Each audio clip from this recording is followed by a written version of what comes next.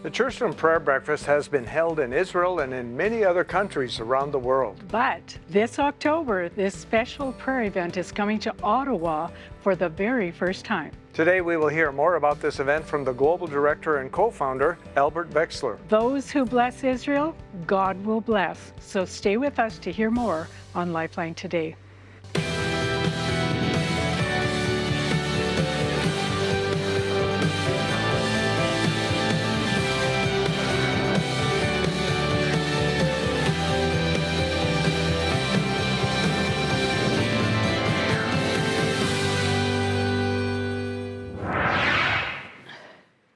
Welcome to LifeLine Today. We're so glad you're part of the program because, Joan, it's a very special program that we're about to introduce here. Part of it was pre-recorded because the guest is from Israel. Yes. And so we did this earlier.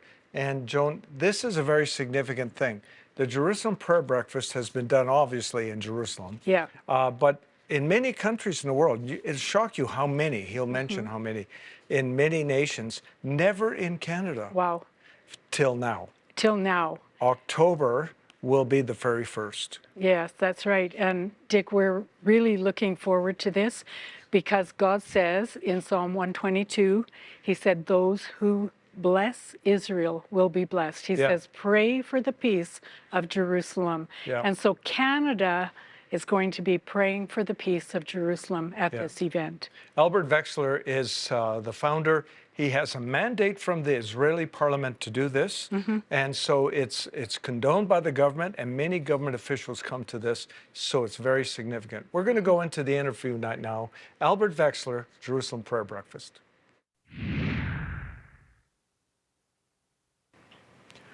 Welcome to our program, Albert. It's good to have you with us all the way from Jerusalem. And we're here today to talk to you about something that's going to happen in Canada that we're actually quite excited about and very committed to, and that is a Jerusalem Prayer Breakfast. But let's start by asking you this. Can you tell us your role with the Jerusalem Prayer Breakfast? Well, it's quite an exciting story. We started talking about the Jerusalem Prayer Breakfast in 2016. And I gave this idea to Knesset member Robert Ilatov, who had just appointed by the speaker to the position where he was responsible for all the relations between the Israeli Knesset, the Israeli government, and the Christian communities. And so he asked for my help. We became friends with him because we actually were in Canada together.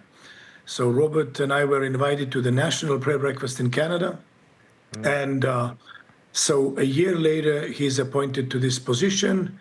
And then he asked for my help. And I said, how can I help you? He says, we need to build another alliance of the Friends of Israel. And I said, why? Because there are so many organizations that are doing great work. Christian Embassy, you name, Christian Friends for Israel, Bridges for Peace. He said, no, we need something that will be coming out of the Knesset. So without thinking, I said, well, then we need a prayer breakfast. And his response was, you are out of your mind.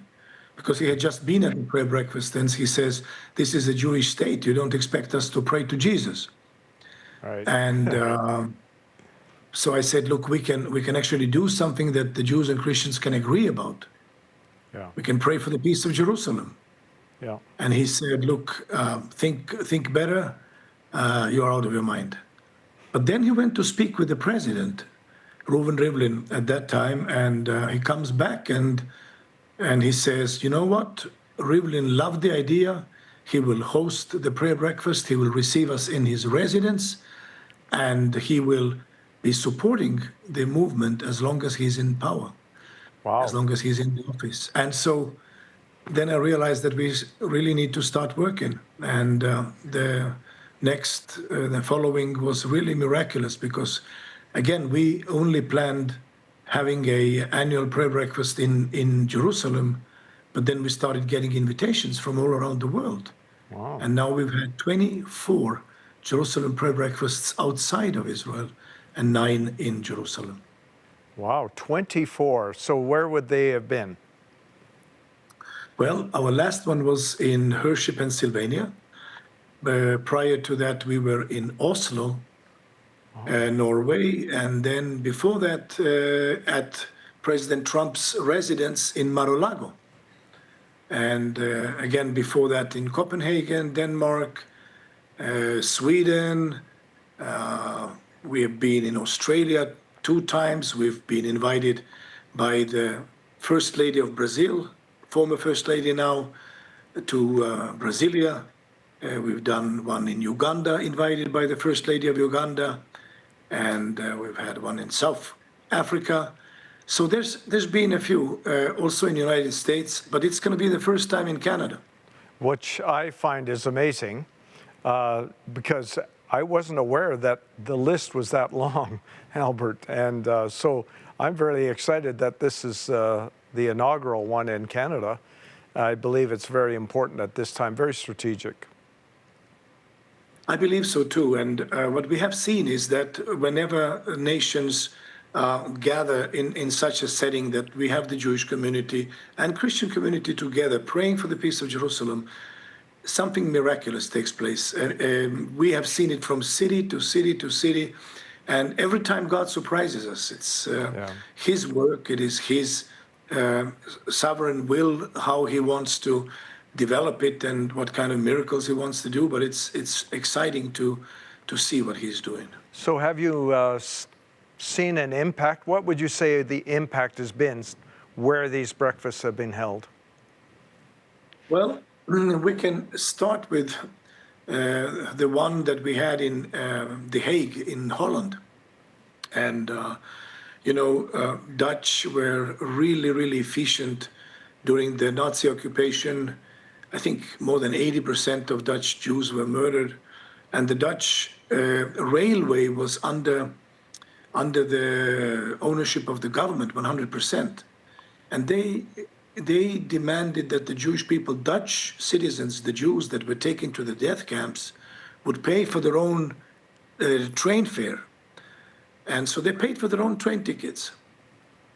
So, long story short, we were invited by Eppo Branch, a member of parliament, to the parliament building in The Hague, to the very special hall, which is called the Knights Hall, where the king only actually speaks and addresses the nation annually. And as we were there, as we were praying together, there were several very powerful moments. I remember one in particular when our organizer, Jack van der Tang, read from Isaiah 42 and said, "My people is robbed and no one says give back."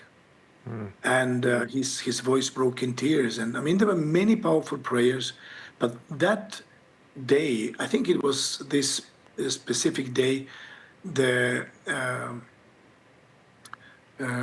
I think it was the day after that we learned about it, that the government had released the reparation money, the monies that they were supposed to pay out already earlier, because they had made a decision that they will, give a compensation for the Holocaust survivors. But now they had been waiting and waiting and waiting, and suddenly on the pre-breakfast day, they released the money. And we're talking about tens of millions of euros to the survivors and their descendants. So in a certain way, justice was established. And a year later, the king, it's then the COVID years, was alone in his speech to the nation, and he said, "I am ashamed of my grandmother, the Queen, that she was silent during the time when the Dutch citizens, the Jews, were murdered." And well, that story really speaks to me. My parents came from the Netherlands to Canada in 1951. I was born here a few years later, but that's my heritage. So that really speaks to me. That was really powerful, because after King's speech, the Reformed Church also came out with a public declaration and an apology to the Jewish people. But we've seen also another side of the miraculous take place, like when politicians or candidates, aspiring politicians, want to when they take a stand about Jerusalem, when they take a stand with Israel, something supernatural happens again. Like we had, of course, in 2018, we had a letter that was signed by 70 congressmen from Brazil that they said that they wanted to move the embassy, Brazilian embassy from Tel Aviv to Jerusalem. And there was one presidential candidate who promised that if he wins the elections, he will move the embassy. And his name was Jair Bolsonaro. Now, he was unknown to the Brazilian public. He was having very low ratings. At the same time, when we prayed for him, when we came to Brazil and supported him, there were, of course, very dramatic things that happened because he was stabbed. He almost lost his life. But then he became very well known and he became the president. He won the elections. And 10 days before the inauguration, I was at his son's home and we were praying for him, blessing him, gave him a prayer shawl, blessed him, and encouraged him to follow through his promise of moving the embassy. And I think the miracle for me was that he made a promise and he got elected. The sad part was that he didn't follow through. He said that COVID messed up his plans, and so he was not able to move the embassy. And then the embassy move, he, I thought, wanted to make it happen during his second term. That never came. And as you know, his decision not to move the embassy during his first term has cost him a horrible, horrible price for the whole people of Brazil. And I mean, there's horrible persecution taking place against him right now. And so I think we should pray for him. But we had also something very miraculous happen when we were in Australia for the first time.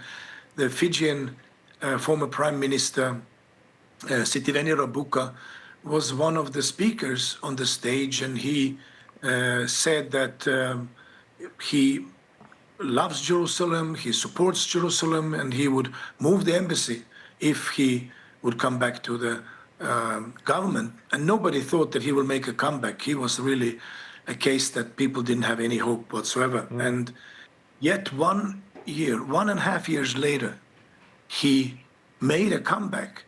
And not only that, when we had the second prayer breakfast in Canada, sorry, in Australia, I'm already in Canada, then he sent his deputy prime minister to report to us what he had accomplished, how they had advanced with their plans to make the embassy move. Similar thing happened in Italy. And I mean, we've seen miracles happen every time. And I don't know what Canadian miracle will be. Yeah. But if people start to pray, many, many supernatural things will happen. Well, you're really raising my faith to believe that there will be some significant miracles for Canada, because in our nation there's been a very left-leaning government for the past 10, 12 years, and we really were so close to seeing a big change this spring, and it just didn't happen the way we anticipated. But yeah, I believe that's very possible, that connection. Have you ever seen, Albert, the intensity of the opposition and also for those who are supportive of Israel taking place in the world? I think anti-Semitism is at an all-time high. It is very sad to see what is happening. I mean, since October 7, when Israeli people were really traumatized beyond any other, it's even impossible to put it into words. It was the worst attack after or since the Holocaust to the Jewish people. And to see how the sympathy of the world came just maybe for a few days, but then the pro-Palestinian, pro-Hamas demonstrations were taking place in the US, in Canada, in Europe. And it is so strange for me to see that a nation that has suffered so much is accused of committing horrible crimes, while we were the ones who were attacked to begin with. We didn't want this war. We never wanted to have a war with Hezbollah or with Hamas or with Iran. And yet the world hates Israel more and more with every day. And I think it shows the moral situation of the world, that there is something really rotten in the world system, and that we are witnessing a moral decay, lack of moral compass and Yeah. clarity, and it is very, very sad. And that's why, of course, when we come to a city with Jerusalem Prayer Breakfast, we do sense a lot of opposition. There are different things that come against us and different obstacles we have to overcome. And so that's the reason why I want to encourage our viewers in Canada to start praying and fasting, Yes. because this is the only way how we overcome. Yeah. Yes, and I want to say, adding to that, that if that is successful in Canada, we will likely see a spiritual shift in our own nation and blessing it probably politically and more importantly spiritually. So let me just say that's something really to look forward. Typically, Albert, who participates in a breakfast? What dignitaries are there and so forth? See, since the initiative comes from the Knesset, this is the Knesset members, and we have like rotating Knesset members that take the role of the host.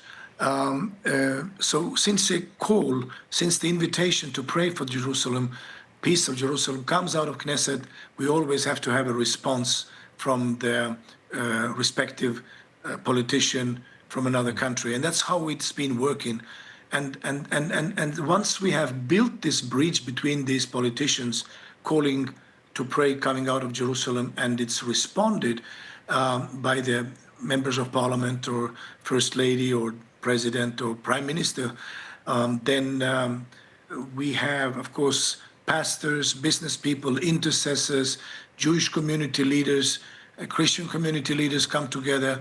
And it's a very interesting thing that also happens in between our delegates, because friendships are formed, and there is like cross-pollination taking place that is very unique. Wow. Yeah. So let's talk about our Canadian prayer breakfast that's scheduled for sometime in October, 15th, 16th, I believe. Yes, and we have already got the agreement with the venue. We will announce it to all those who receive the invitation. Of course, we want people to request an invitation, because we work on the basis of invitation only. So our website, jpbcanada.org, will be ready soon, and people can visit it and click on the request invitation button and get a invitation from us from Jerusalem, and then we will send you the registration links, because we are not funded by any government or any government body, so we need to cover the expenses of the event from the registration fees. And of Right. course, sponsors are welcome. Yeah. Well, I noticed in Pennsylvania you seem to have a very good turnout. How many typically attend a breakfast like this? It depends on the city. In Mar-a-Lago, we had 700. In Dallas, we had close to 900 people. In Jerusalem lately, because of the travel, problems and delays with the airlines, we have had now recently 400 people. So it depends very much on the venue. It depends very much on the nation and the time. But I would say typically 500 people is the size of the event. Yeah, I'm going to say that I would anticipate at least that for the upcoming one here in October in Canada. I know there are a lot of folks, a lot of ministries that very strong support, including ourselves, through all of our years of ministry, over 40 years, but media ministry for 30 years. We've been very vocal about supporting Israel. We have the Jewish flag on our stage and in our set. And we are vocal about it, and we believe it's for such a time as this. I really do believe we're living in prophetic times. What would you say about that, Albert? Well, we definitely see the fulfillment of many prophetic words right before our eyes. I mean, who could have thought that these words that we read in the Gospels, that you will be hated by all the nations, Yeah, or that nations would be gathered against Israel in a way like they have been. It's really very sad, but it's also something that we can read in the Bible. Moreover, you can see, of course, in Matthew 25, the Lord said that when he comes back and sits as a king on the throne, will gather all nations before him, and he will judge the nations. Now, we are not so familiar with this idea of the judgment over the nations, because yeah, we think of individual yeah, salvation. Here is something that has to do with the nations and the future of the nations, and the criteria is very, very simple. He says to those on his right hand that you have fed me when I was hungry, you had clothed me when I was naked, you visited me when I was in prison. And then when they asked him, when did that happen? He said, what you did to one of my least brethren. Now, let me remind that when he said these words, there was no church yet. yeah, So his least brethren were his Jewish brothers and sisters. So he also spoke to his Jewish disciples. And so it is very clear that the very same criteria that we read in Malachi, or we read in book of Joel, or that we read in the book of Obadiah, that the way how the nations treat the Jewish people. And I mean, we are again seeing it. The nations are taking a stand. You can take a stand on the right side of the history. You can take a stand on yeah, the wrong side of the yeah, history. And he says the nations will be judged. And so we want to right. see Canada become a sheep nation. We want to see how Yes, this beautiful country, oh Canada, yeah. would Well, really you're see speaking. God's blessing. You're speaking my language. I want to see Canada blessed as well. Thank you for being on the program today. We're going to put up the information for the Jerusalem Prayer Breakfast left at the remainder of the program. But thank you, Albert, for joining us from all the way Jerusalem. Thank you so much for having me.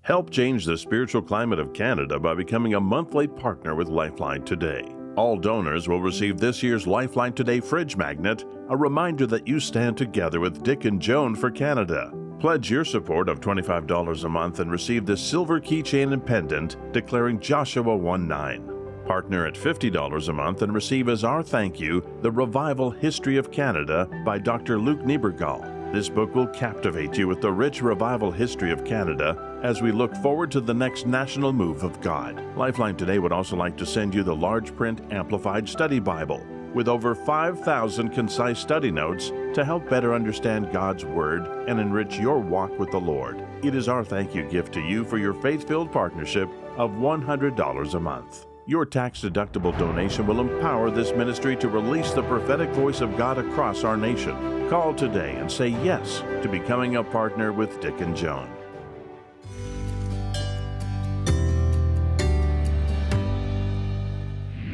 Philippians 4:13 says, I can do all things through Christ who strengthens me. This verse reminds us that we are not only dependent on our own abilities, but instead we receive strength and support from God.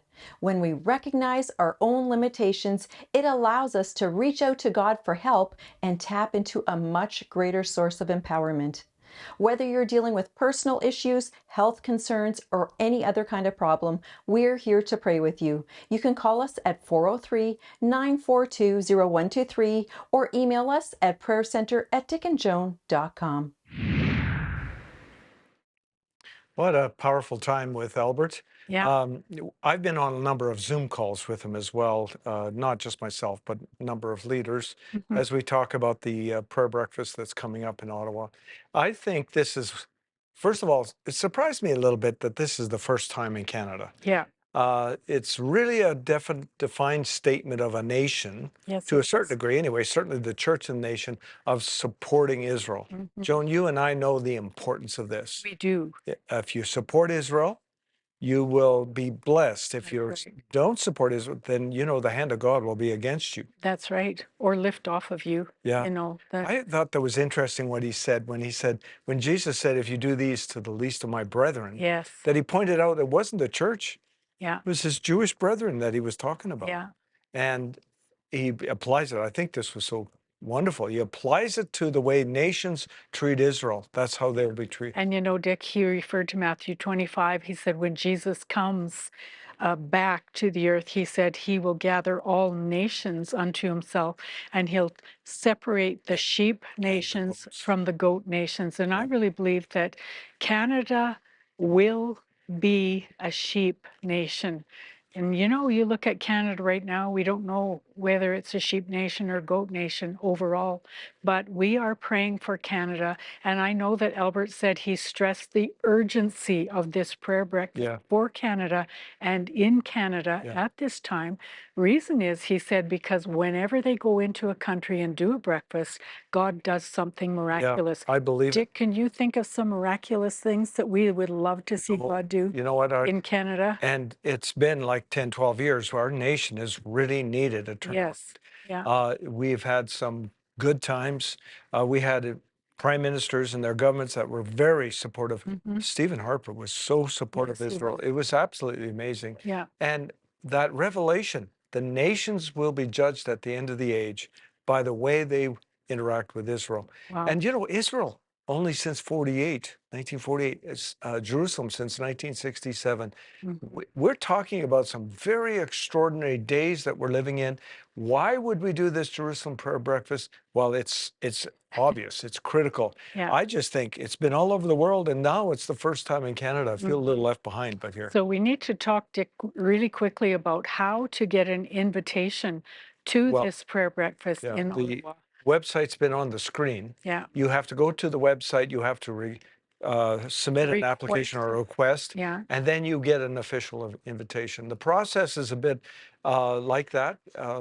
Terrorism and other issues are a factor, of course, political things as well. Yeah. But to think this is a sponsored event by Knesset. Yeah. Now, it's not directly, but the Knesset took the initiative. Anyway, make sure that you find out more about the Jerusalem Prayer Breakfast. Thank you for being part of the program today. We love and appreciate you. Thank you for partnering with us. Yes.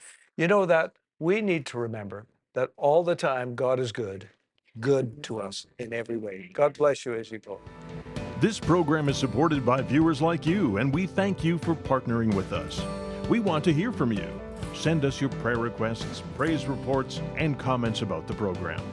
To watch past episodes, learn about the ministry, or contact us, visit our website at dickandjoan.com. You can also find us on Facebook at LifeLine Today with Dick and Joan, and on our YouTube channel, Dick and Joan TV.